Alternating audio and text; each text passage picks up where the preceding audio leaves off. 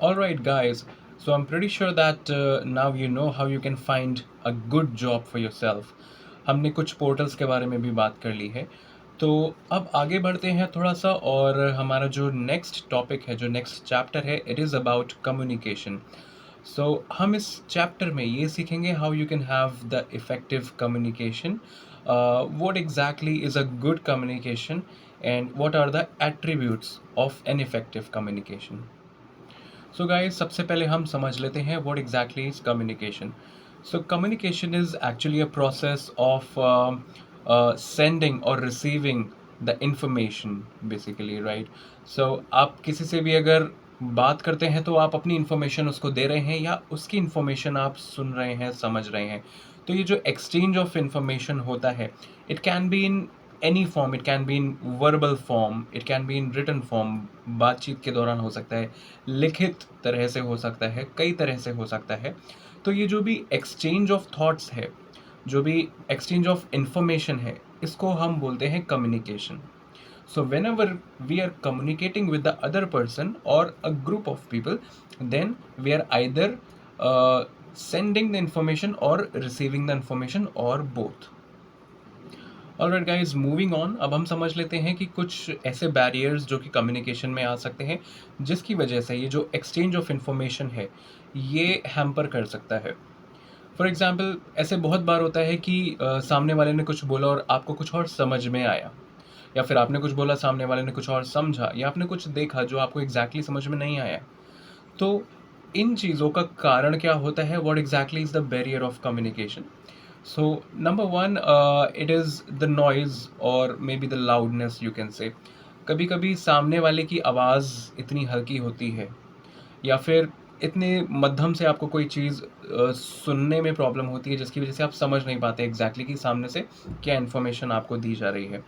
या फिर आप कहीं पे हैं और बहुत ज़्यादा शोर हो रहा है। फॉर एग्जांपल, जनरली पार्टीज़ में आपने अगर देखा होगा, दो लोग आपस में बात करें तो या तो वो बहुत तेज़ वॉल्यूम पे बात कर रहे हैं, या वो पार्टी के बाहर जाके बात करते हैं, सो दैट वो आपस में ठीक से बात कर पाएँ और कम्युनिकेशन में कोई भी बैरियर ना हो।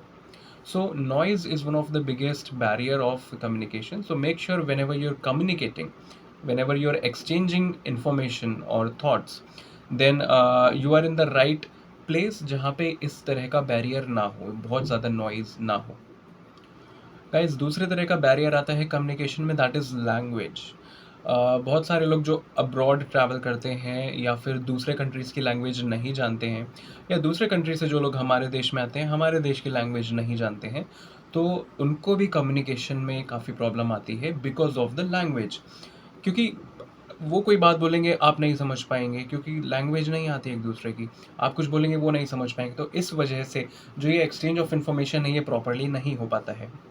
So, for a proper exchange of information, for a proper communication, it is very important कि आपका जो भी मीडियम ऑफ कम्युनिकेशन है, वो एक एग्जैक्ट ऐसा मैचिंग हो कि दोनों रिसीवर पॉइंट और सेंडर पॉइंट से दोनों ही सेम हो। तो फॉर एग्जांपल, लैंग्वेज वो सेम लैंग्वेज में अगर होगा तो बहुत ही ईजीली कम्युनिकेशन हो जाएगा। गाइज, अगली तरह का जो कम्युनिकेशन बैरियर है, that is psychological barrier. So what happens in life, we generally meet few people who are psychologically or differently abled. तो उस केस में आपकी बात वो नहीं समझ पाएंगे, चाहे आप कितना ही क्लियरली उनको बात करें, because psychologically they don't have the right condition to understand your message और योर इंफॉर्मेशन। तो इस केस में भी ये भी एक तरह का बैरियर है कि कम्युनिकेशन में ये चीज़ बैरियर के रूप में आ जाती है। तो ऐसे केसेस में जो है आपको बहुत ही एक्स्ट्रा कॉशियस होना पड़ता है कि अपनी बात आप किस तरह से सामने वाले को समझाएं। आप लैंग्वेज का यूज़ कर सकते हैं, आप रिटन फॉर्म का यूज़ कर सकते हैं, या फिर आप साइन लैंग्वेजेस का यूज़ कर सकते हैं। तो कम्युनिकेशन को इफ़ेक्टिव बनाने के लिए ऐसे बहुत सारे तरीके हैं जो कि आप साइकोलॉजिकल बैरियर्स से ओवरकम करके कम्युनिकेशन को इफ़ेक्टिवली कर सकते हैं। गाइज, अगली तरह का बैरियर होता है, दैट इज़ कल्चरल बैरियर। इस दुनिया में जितने भी लोग हैं, सब अलग अलग कल्चर से बिलोंग करते हैं, बहुत तरह के कल्चर्स हैं। और जहाँ पे हम जॉब करते हैं, वर्क करते हैं, वहाँ पे भी बहुत तरह के कल्चरल बैकग्राउंड के लोगों से आप मिलेंगे या मिलते ही होंगे। तो इस केस में क्या होता है कि कभी-कभी हम कोई ऐसी बात बोलते हैं जो हमारे लिए बहुत ही नॉर्मल है और कॉमन है, लेकिन सामने वाले के कल्चर में उस बात का बहुत ही उल्टा मतलब होता है या गलत मतलब होता है, right? And it can B vice versa also. पता चला सामने वाले ने कोई ऐसी बात बोली जो कि उसके कल्चर में बहुत ही नॉर्मल सी बात है, लेकिन हमारे कल्चर में उस चीज़ का बहुत ही गलत और गंदा मतलब होता है।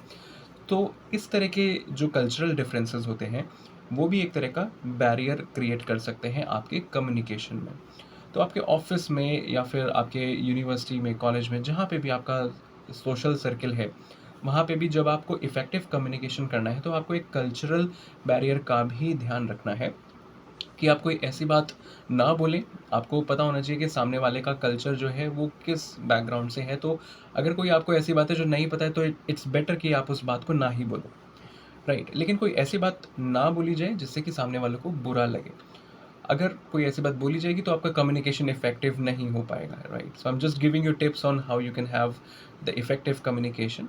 तो कल्चरल डिफरेंसेस को भी ध्यान में रखे ही आपको अपने आइडियाज़ और इन्फॉर्मेशन एक्सचेंज करना है। सो गाइस, हमने अब ये तो देख लिया है कि कम्युनिकेशन के बैरियर्स क्या-क्या होते हैं और इन बैरियर्स को ओवरकम करने के लिए आपको किस तरह से कम्युनिकेशन करना चाहिए। अब थोड़ा-सा और आगे बढ़ते हैं और ये समझ लेते हैं what exactly is a good communication. एक अच्छा कम्युनिकेशन आप कैसे एस्टैब्लिश करेंगे और सामने वाला आपको कैसे रिस्पॉन्ड करे, तो उसके आंसर में, उसके रिप्लाई में आपको कैसे जवाब देना होता है, ये सारी चीज़ें हम एक बार समझ लेते हैं। सो गाइस, अब हम समझ लेते हैं कि गुड कम्युनिकेशन क्या होता है और हमें कैसे करना है। इसका मतलब ये होता है कि आप अपनी बात इस तरह से रखें कि सामने वाला उसको सुने भी, समझे भी और उसको एक्सेप्ट भी करे, राइट? लेकिन ये बहुत ही मुश्किल काम नहीं है। सच बताऊँ तो ये बहुत ही आसान काम है। बहुत सारे लोगों को ये डिफ़िकल्ट लगता है कि अपनी बात कैसे सामने वाले के आगे रखी जाए कि वो उसको सुने भी, समझे भी, एक्सेप्ट भी करे। बट कुछ फंडा मैं आपको यहाँ पे बताऊँगा, कुछ ऐसी बेसिक थ्योरी होती है ह्यूमन माइंडसेट की। अगर आप उसको समझ लेते हैं, तो आपके लिए ये बहुत ही ईज़ी हो जाएगा कि आप अपनी बात अच्छी तरह रख पाएँगे and the communication will turn into a very good communication. So guys, एक गुड कम्युनिकेशन के लिए हमें क्या करना है और क्या नहीं करना है, मैं आपको एक एग्ज़ाम्पल के तौर पे समझाता हूँ। फॉर एग्ज़ाम्पल, मुझे अपनी कुछ ऐसी बात रखनी है जिससे कि वो बात मेरे फ़ेवर में आए और मुझे उसका रिज़ल्ट मिले। तो उसके लिए मुझे क्या करना है? तो सबसे इम्पोर्टेंट एग्ज़ाम्पल मैं आपको बताता हूँ, एक फार्मर का, एक किसान का। फॉर एग्ज़ाम्पल, मैं एक किसान हूँ और मुझे एंड रिज़ल्ट चाहिए कि मुझे एक बहुत अच्छी फसल चाहिए, वो उगाना है। तो क्या मैं एकदम क्रॉप लगाऊँगा, सीड लगाऊँगा और क्रॉप निकल के आ जाएगा? तो वो पॉसिबल नहीं है। उसके लिए मुझे क्या करना है? जो बैरन लैंड है, जो वो ज़मीन है, मिट्टी है, मुझे उसे फर्टाइल बनाना पड़ेगा। मुझे उसमें पानी डालना पड़ेगा, मुझे उसमें खाद डालना पड़ेगा, फर्टिलाइज़र्स डालने पड़ेंगे, शायद कुछ बायोलॉजिकल केमिकल्स मुझे इस तरह के डालने पड़ें जिससे कि वो लैंड, वो मिट्टी बहुत ही ज़्यादा फर्टाइल हो। उसके बाद मैं उसमें सीड डालूँगा जिससे कि एक अच्छी फसल निकल कर आए। Same happens with the good communication. सामने वाले के माइंडसेट को आपको प्रिपेयर करना पड़ता है, राइट? आप उसे तैयार करें और उस लेवल तक प्रिपेयर करें कि हाँ, अगर अब आपने अपना सीड या अपना थॉट सामने वाले को प्रेज़ेंट किया, तो वो उसे एक्सेप्ट भी करेगा और उसका रिज़ल्ट भी आपको मिलेगा, राइट? फॉर एग्ज़ाम्पल, अगर मेरे कॉलेज में कोई लड़की मुझे पसंद है और जिसे मैं अपने दिल की बात करना चाहता हूँ, तो ऐसा नहीं है कि मैं जाऊँगा डायरेक्टली और बिना जाने-पहचाने मैं फर्स्ट डे पे ही उसको अपने दिल की बात बोल दूँगा और वो उसको एक्सेप्ट कर लेगी, ऐसा कभी भी नहीं होगा। उल्टा एक थप्पड़ खाकर मैं वापस ही आ जाऊँगा। लेकिन अगर आपको उसे रिज़ल्ट तक लेके जाना है अपनी कम्युनिकेशन को, तो उस लड़की को पहले आपको बात करनी पड़ेगी उससे, उससे फ्रेंडशिप करनी पड़ेगी, उसे कंफर्टेबल करना पड़ेगा, राइट? और ऐसी बहुत सारी चीज़ें करनी पड़ेंगी जिससे वो आप पे ट्रस्ट करे और आप भी उसको समझें, वो भी आपको समझे। उसके बाद अगर आप अपने दिल की बात उसको बोलें, तो वो समझ सकती है। So this is all about communication. You have to prepare the mindset of the other person, right? Which plays 90% of your complete communication thing, and remaining 10% is like giving your thought to the other person. अगर आपका कोई भी communication है वो आपके desired गोल की तरफ नहीं जाता है, अगर आपका जो एक्सपेक्टेड आउटकम है वो उस कम्युनिकेशन से नहीं आता है, so this is not the fault of the receiver, this is actually your fault, this is a fault of the sender who's not able to send the information in a proper way or maybe in a set mind. तो आपको mind को set करने के लिए थोड़ा सा preparation करना पड़ता है, राइट? आप, it's all about preparing the other mind before you give your thought to the other person.